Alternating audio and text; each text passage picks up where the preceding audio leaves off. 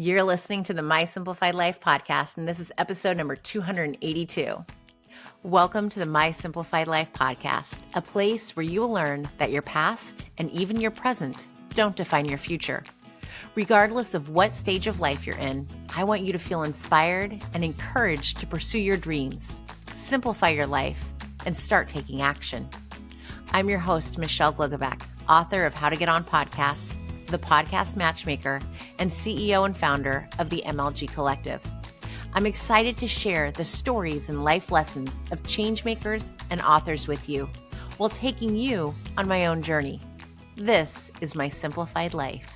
Hey friends, welcome back to another episode. I'm your host, Michelle Glogovac, and today we're getting a little spicy. I have Jen Besser and Shana Feste, the authors of Dirty Diana, Diana in Love, and soon to be Diana Says Yes. This was originally a podcast series scripted, and it featured Demi Moore. Big deal. I had not heard about it until Dirty Diana was released as a book, and I was hooked. I still am hooked. I cannot wait to discover what Diana is going to say yes to, although I have a whole imagination filled with ideas. And I loved getting to talk to Jen and Shana, who are best friends and have been for decades, to find out how this journey began and really what was behind Diana as a character. What do all of us women really have in common with her, and so much more. This was a very fun conversation, and I know you're going to enjoy it. Hello, Jen and Shana. Oh, I am so excited to talk to you two today. Hi, Michelle. We're thrilled to be here. Can you take a moment to introduce yourselves before we dive right into spicy dirtiness? Absolutely. I'll kick it off. My name is Jen Besser, and I am the co-author of our debut novel, Dirty Diana. And I am Shana Feste, Jen's best friend of, oh my gosh, how many years, Jen? Since it's been a long time. Let's say since we've been we're into decades. We'll say that. I love it. That is a long time. Mm-hmm. When you say Feste, I want to be like your Feste the bestie. There's that store in New York too. Yeah. I love it. So I've read both Dirty Diana and Diana in Love, which isn't out yet, but I got my hands on it. So thank you. And it is spicy goodness. Oh. I enjoyed it. It was very different, I want to say. And I had no idea that it was actually a scripted podcast beforehand featuring Demi Moore. So that was a huge deal, I imagine, for you two. How did this all come together? How did you create a podcast, first of all, that was scripted? I've never done anything with scripted podcasts. So this is new for me, especially even though I've been in the podcast world for years now. Scripted shows, I know nothing. So take me through the journey of how that all came together, how you decided as two best friends to create this. Give me the whole 411. Well, I think it was new for both of us too. Jen is a publisher in her real job, and I am a writer, director. And we were actually living together. Jen was living in New York and I was in LA. And it was during the pandemic, and she was living with us in our guest house. And my husband was working with his podcast company, and I had always kind of had this idea of Dirty Diana, and Jen and I kind of discussed it, and we pitched him it as a podcast to do, because we were kind of all so isolated and no one was working, and we were all incredibly lonely. And this was a way we thought, well, we could still be creative, we can still make something, and we can still feel like closer to our community.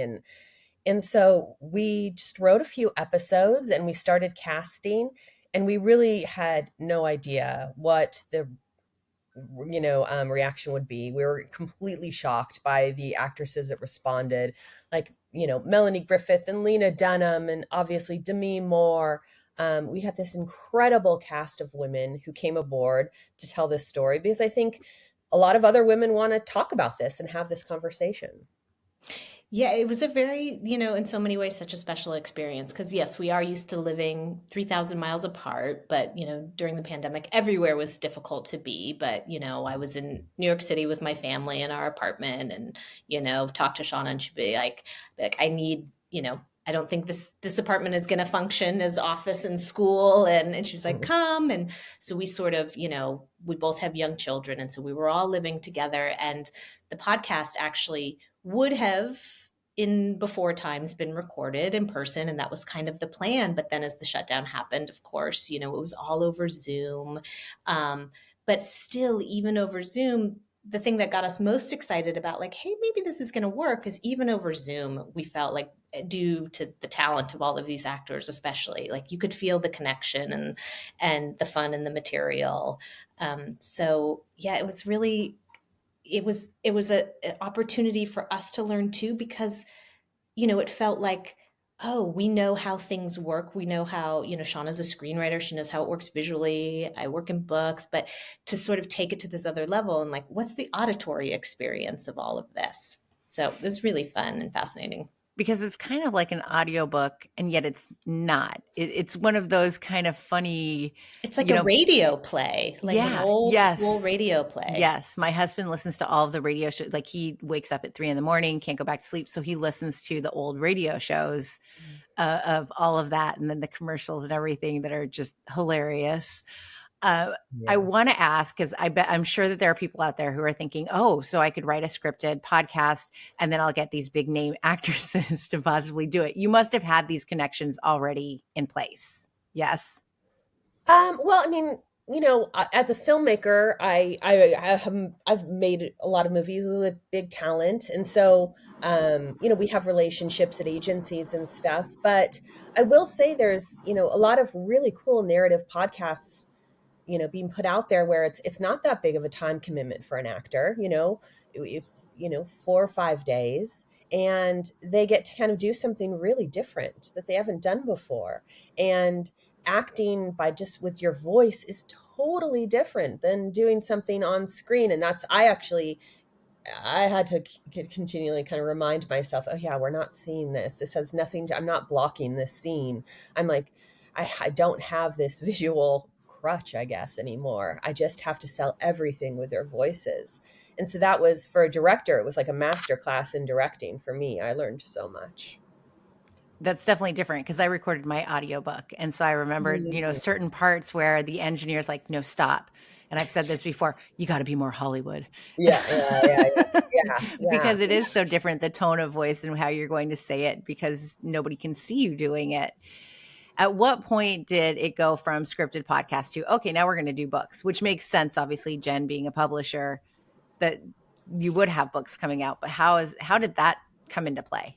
I remember where we were when we had this conversation. We were once we were done recording the podcast, then we went into the Q Code offices to edit it.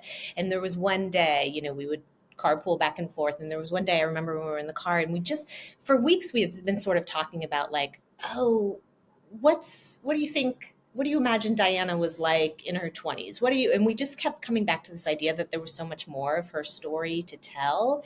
And then that, coupled with listening to it in the editing suite over and over again, and, like, being confronted with sort of how intimate it is to hear it in your headphones between. And we started talking about, like, well, the other medium that is so intimate is the reader and the page, and sort of like, oh, maybe that's where we want to take Diana. And could we, and that would afford us the same way that, auditory had something special to us. What's the experience like on the page? And so that's where we wanted to sort of experiment and play. And then at some point you moved out and you went back I home. did move out. and it's still living with me. You're just pretending to be apart for We're the sake of pretending to video. be in different places. No, but we did actually stay in LA much longer than I told my husband when we were first going. I was like, let's just go for 2 weeks. It'll be a break. We did eventually move out from Shauna's house, but we ended up staying in LA a year and a half, because I was working remotely, as everybody was. And it was so wonderful to be back near my best friend and sort of navigating these scary times together. And eventually we rented, we couldn't all work out of the house because in addition to the husbands and the kids, there was a lot of animals, and it was wonderful chaos.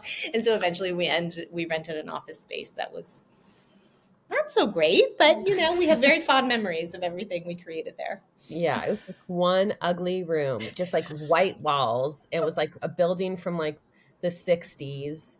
And it was like, I don't even know how to describe it. It was You so had the best depressing. description. She What? said, one day we walked in and Shana said, this is where you would come in the 80s if your parents were getting a divorce and you were Oh, yeah. coming to see it like a not very good therapist. It was that building, but it was like heaven. It was like the best place on earth when we got there away from our kids and family and everybody and just had like quiet and us. It was like the best place on in the world. We moved in a big couch and that was it. We were like, it's all we need. The door doesn't really work. It doesn't open. It's fine. I can only imagine, as I'm sure others listening are like, oh, it's a dream. It was a dream. So quiet. Yeah. Yes.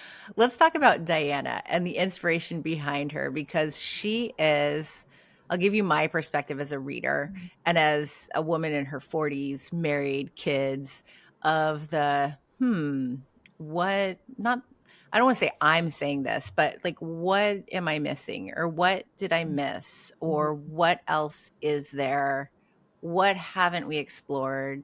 She's thinking, I've been married for a long time. Is this all that's it right now?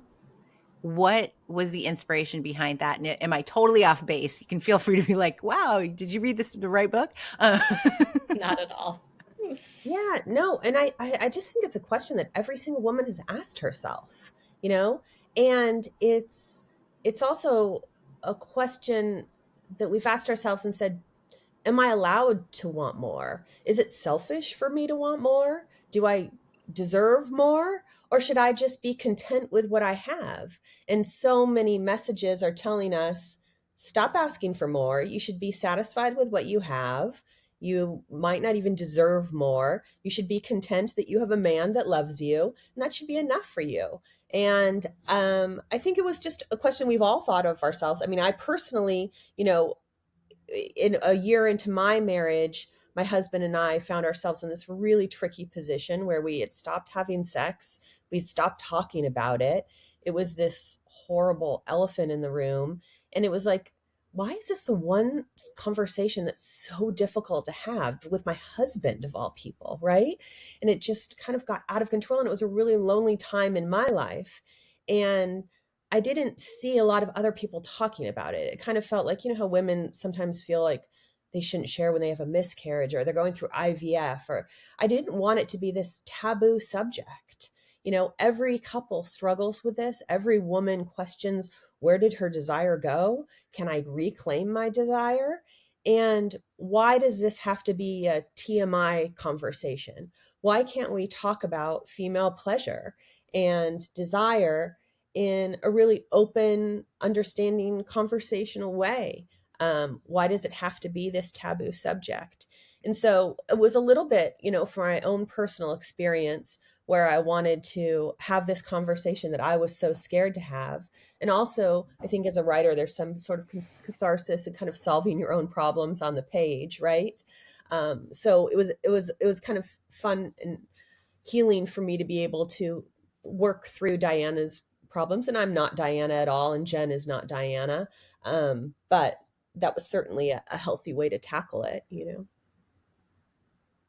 Yeah, and Michelle, I think your reading of her is right on in terms of, how we have created her and think about her and continue to think about her.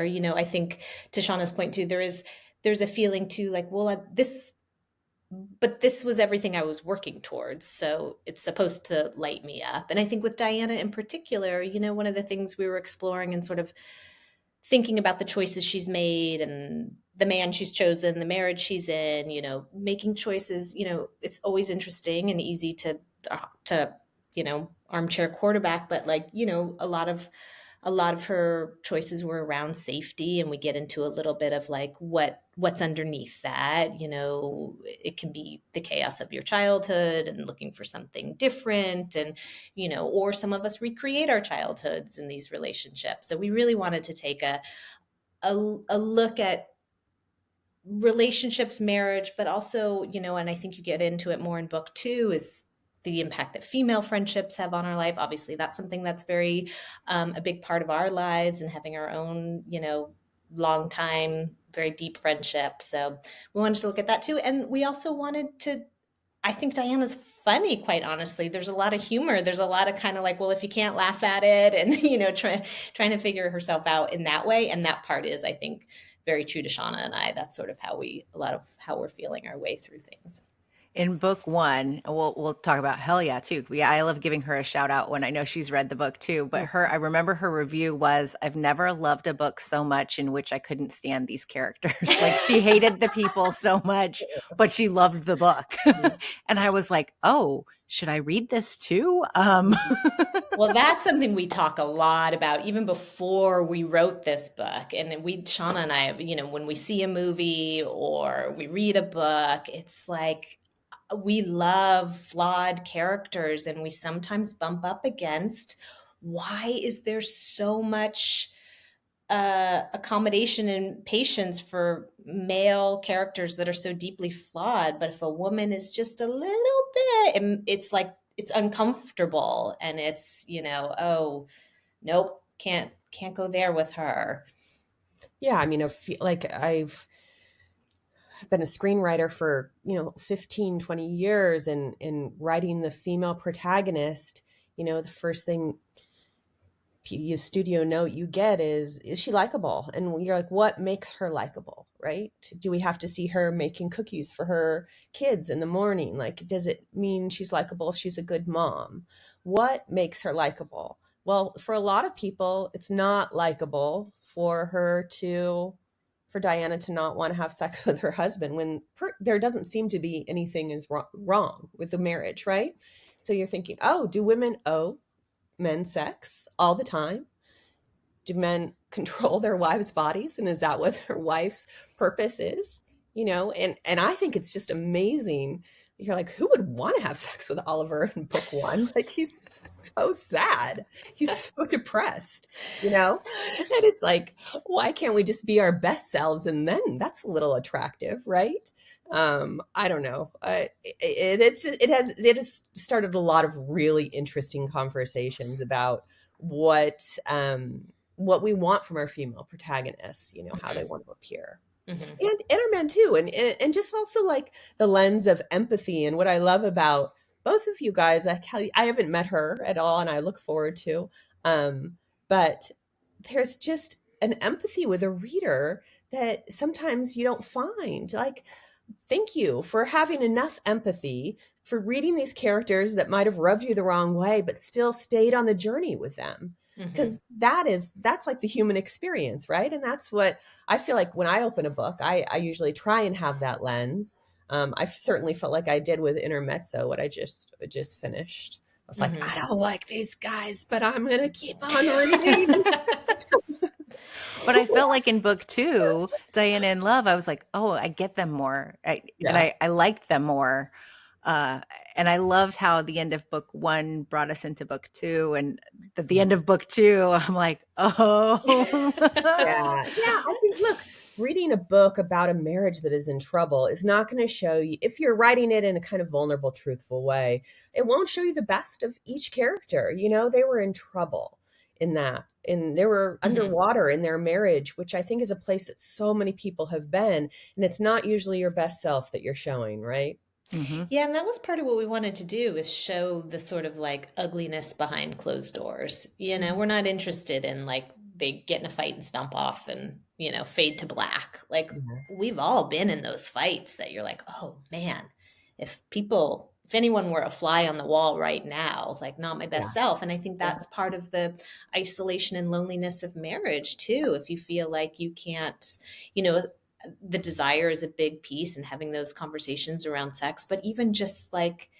being able to admit, like, hey, things are not great. I think there's a lot of pressure to be like, no, it's great. We have date night and we have sex once a week, or, whatever it is. And it's like just this pervasive feeling of being able to open up to each other and be like, yeah, things are kind of fucked up for me right now. It's Yeah. like the couple that always posts their selfies and how much they love each other on Facebook and I know. Instagram. You're like, studies show that the more you post that shit, you got And some then, messed up things going on at home. yeah, and then they announce they're getting divorced, and everybody feels a deep betrayal. Like, what?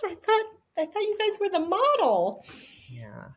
Well, I think, Yeah. Diana also she's when she met Oliver, she had some shame around who she really was, which I think is something that a lot of women feel too, shame around their own desire, their sexuality, and she kept that from him. And after years and years of keeping that from him, it's going to come to a head, and it did. And so, communication is a big theme in this book, and I think it will be in book 3. But I think it's been really fun to write them out of this situation, because we do. Yeah. And the other thing that I feel we're also getting, besides the pleasure, the spiciness, the fun, the fun, Mhm. we're also seeing that Diana wants to do something more for herself career wise and that fulfillment. And I feel like we all get to that point. For me, it was in my late 30s of this career isn't really what I want. And yay, I got laid off. And it pushed me to figure out, what do I want? What's going to Mhm. fulfill me? And we see that in Diana too. And I think we see that especially in book 2, and now I'm totally blanking on the rich woman's name who comes and Petra. Petra, thank you, Mhm. who, is on that path too and pushing her to, figure out what it is that you want. And even Oliver gets to that point. And I think that we don't see that so much in the male perspective in real life, where men are also going, wait, is this really the career that I want? This isn't really doing it for me.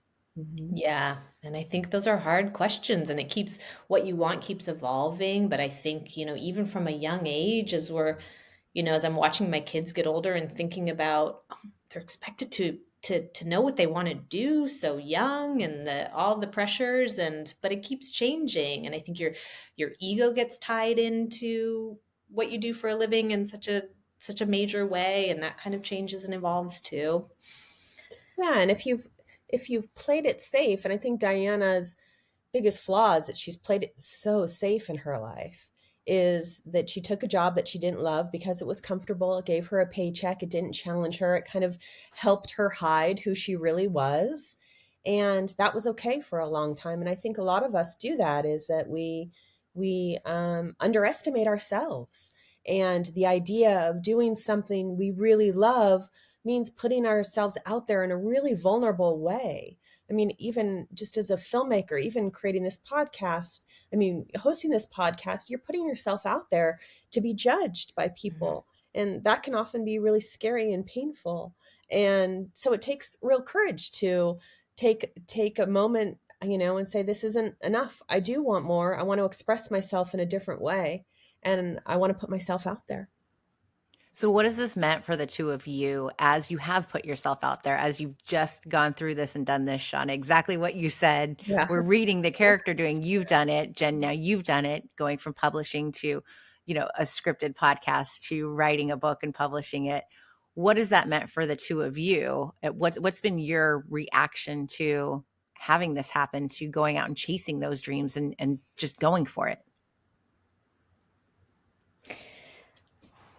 It's been, I think we're pausing because it's all happening in real time, so And quickly. it's a great question, because it's happening in real time and we're reflecting on it. I mean, certainly Shauna's had a lot of experience with her films, being out in the world and that vulnerability.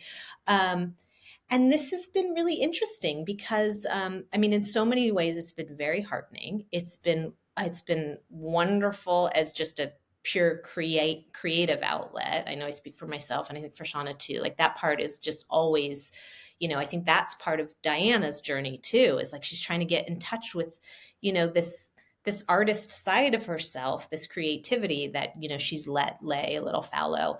But there's been a lot of, we talk to each other all the time about the perception of the book, because it's got a lot of sex in it. And what's this person's reaction going to be? And, I think a lot about like, okay, well, if I assume this person's going to be like, oh no, it's, too spicy for me. I think I'm not giving other women, other people enough credit, so we have a lot of those conversations because I think like that's all just weird stuff that we've internalized. Totally. But having a book out there, yeah, and saying, for me, I'm somebody who's edited a great number of books, and it's been really fun to be on the other side. And in so many ways, I think it's made me a better editor because it's just kind of like a holistic approach to it all. We definitely have panic attacks, so especially when I'm like, oh my God, Jen, my son just told his second grade teacher that I'm Yeah. a writer and she wants a signed copy of my book. I'm like, oh my God, what is she going to think? What are the mothers in the school going to think? And then, then my son's second grade teacher reads a book and she's like, I love the spice. And I'm like, oh, okay, great, great. I do think we are. And what are you teaching my son? No. I know. It's so weird. I told Shana, my dad called me the other day because I was like, you don't need to read it. And he was like, I know I'm not your target demographic, but I read it over the holidays. It was great. And it was just like, oh yeah. And, his girlfriend read it. And it's been really nice to see people's reaction and to get that kind of support. And we see that spicy books are selling more and more. I mean, it goes to really prove that your book and Diana wanting this and other women wanting this, readers want this. Like, we are reading it, we are wanting it. Yeah. Maybe it will spark the open conversations because they're buying it and they're reading it and they're liking it. Yeah. I mean, when we look at the zeitgeist right now, with the Miranda July book and Nicole Kidman's Baby Girl, it's so great to see a lot of this in conversation. And that's really, when people say like, what's your hope for the book? We just want to start the conversation and hope to continue the conversation in a way that's fun and enjoyable and also give people a book that they just love dipping into and spending time with. That's the real dream. And if we're talking about how people have reacted, such as teachers and fathers, how about your husbands? I mean, our husbands have been very supportive. I think, the misconception that my husband had when I first started reading it is that like I would just be writing and just get so hot and bothered that I just run to, from my office and want to have sex constantly. I'm like, no. The truth is we're like texting each other like, what is another word for penis? Because there's got to be. They're so gross. Or just texting each other. Is this too gross? This is gross, right? I don't know. I'm grossing myself out right now.